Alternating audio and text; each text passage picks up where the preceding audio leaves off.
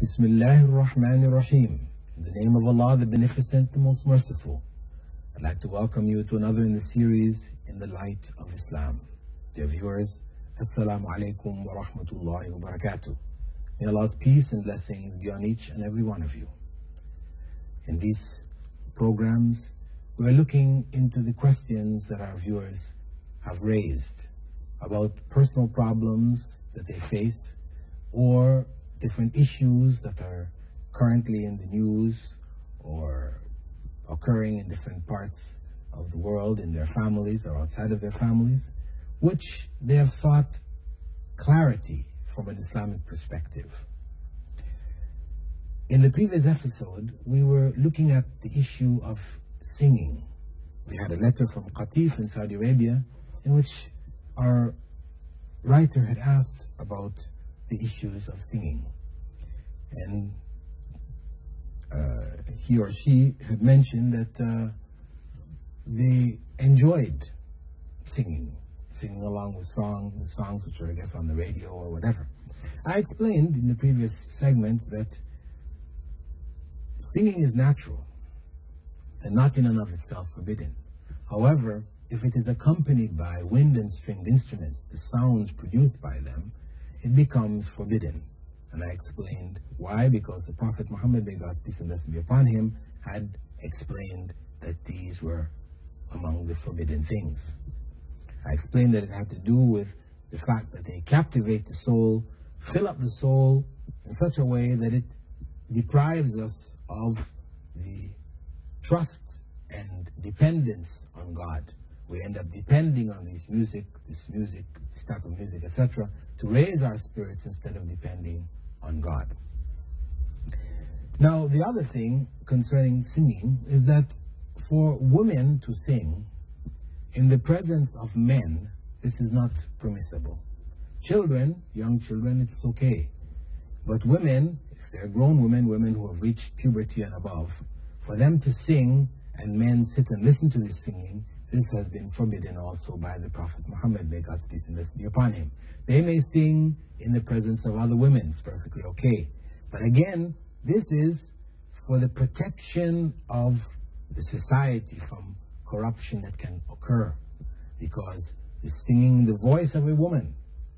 If she's singing amongst other women, they can appreciate what she's singing, what she has to say, etc., without there being any kind of sexual or sensual overtones. However, where men are involved, when listening to these voices, when listening to female voices, they have a tendency to arouse in them these feelings and to try to minimize, because Islam is very, very careful about protecting the relationships between men and women, that it remains within the legal bounds, the bounds which are healthy for the society, which don't include extramarital relationships.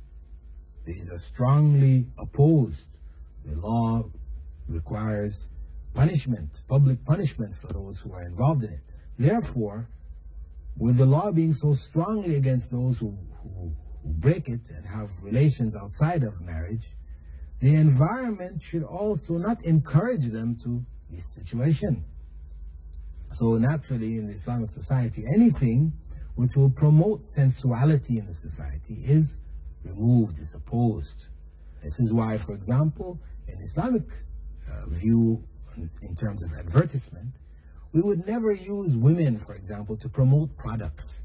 For example, a very common message that is being sent in ads coming from the West, etc., where you're selling a car, you will put a woman lying on top of the car in a bikini. Now, what is the relationship between this woman in the bikini and the car? You're selling a Lexus, or you're selling, a Caprice.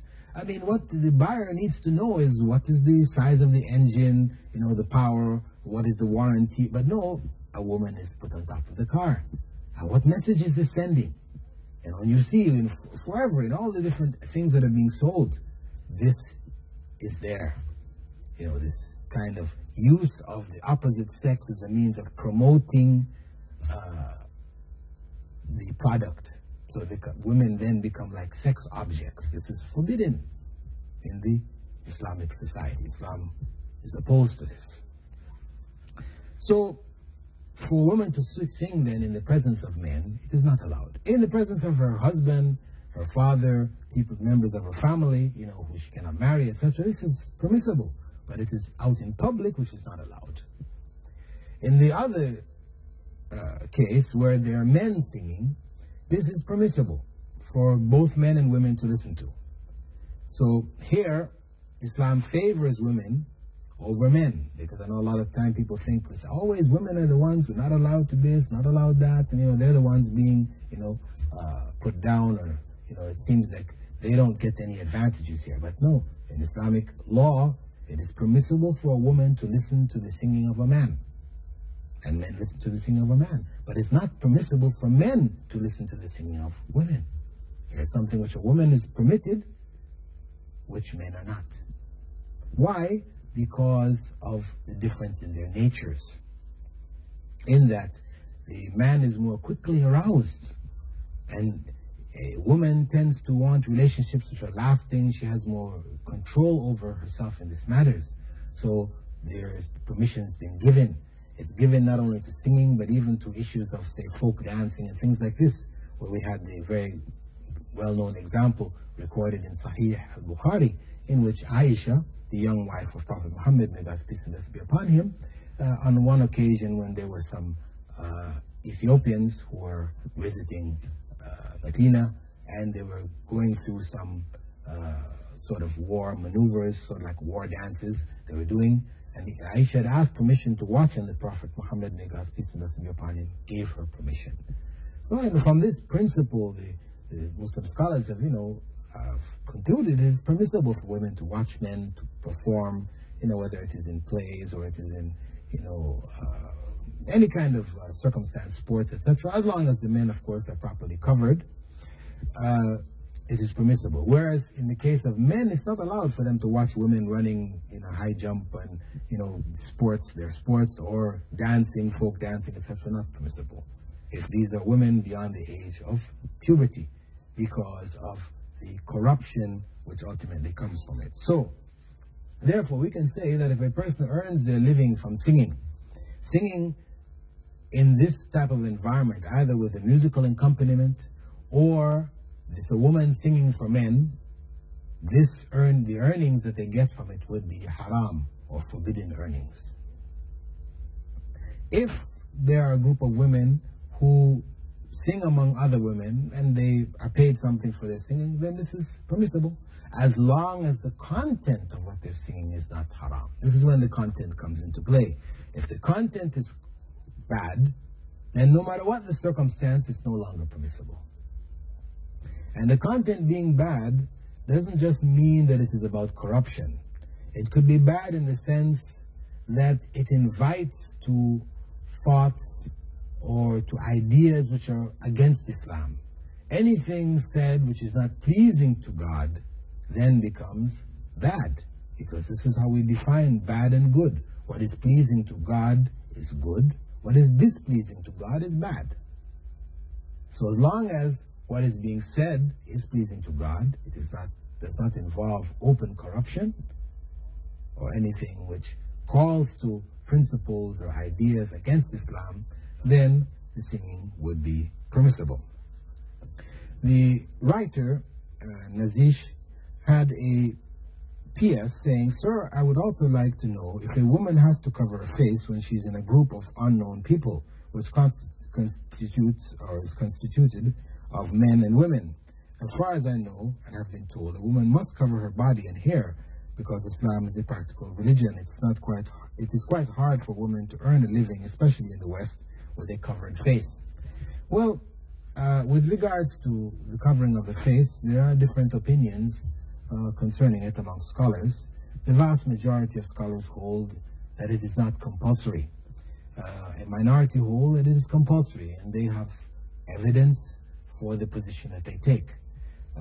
For a person to make a decision or to choose one opinion or the other, it's important for them to look at the evidence that is presented by both sides, Not merely to say, well, the majority go this way, so I go this way, but we look at the evidence presented, and whatever they are convinced of, what seems to be the most correct to them, then they may take whichever position.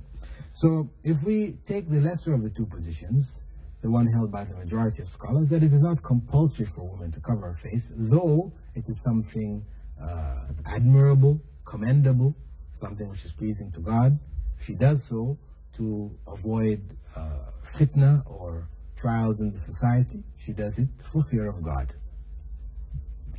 With that, dear viewers, I hope that the questions that we have looked at today have enlightened you all to some aspects of Islam that perhaps you are not aware of.